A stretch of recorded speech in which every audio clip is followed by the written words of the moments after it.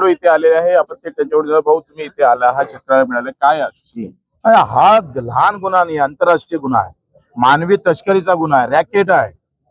हे एका शेतकऱ्याला शेती विकून नाही तर किडनी विकून 1 लाखासाठी किडनी विकावं लागली. 1 लाखाचे 35 ते 40-45 लाख वसूल केले.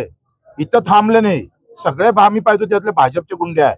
वरच्या सत्ता यांची, केंद्रात सत्ता यांची, रामाचं नाव घ्यायचं, रावणाचं कृत्य करायचं, रेतीचे तस्कर यांचे, सगळे ऐवत धंदे यांचे. दुसऱ्या पार्टीनं चालवायचेच नाही, आमचेच पाहिजे सगळे. पैसे कमवासाठी सत्ता आहे, लोकांच्या कल्याणासाठी नाही. एका इकडे शेतीले भाव नाही, धानाले भाव नाही, कपाशीले भाव नाही, तिकडे तुरीला भाव नाही.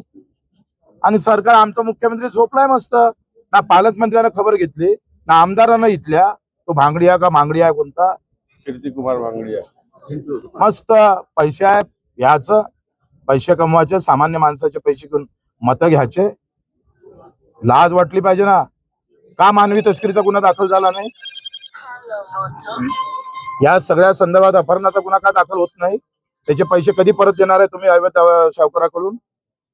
तोंड पाहणार आहे फक्त दिसाला, अटक करण्यापुरतं मर्यादित नाही आहे.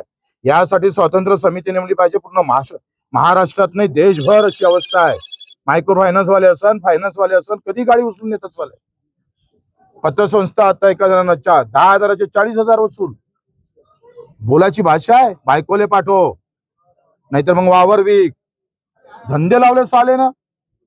आणि आमचे मस्त आहे. प्रभू रामचंद्र, जय श्रीराम. हो, तुम्ही यासाठी एक तीव्र आंदोलन देखील उभारले. 3 जानेवारीला सावित्रीबाई फुलेची जयंती आहे, जिजाऊ जयंती आहे.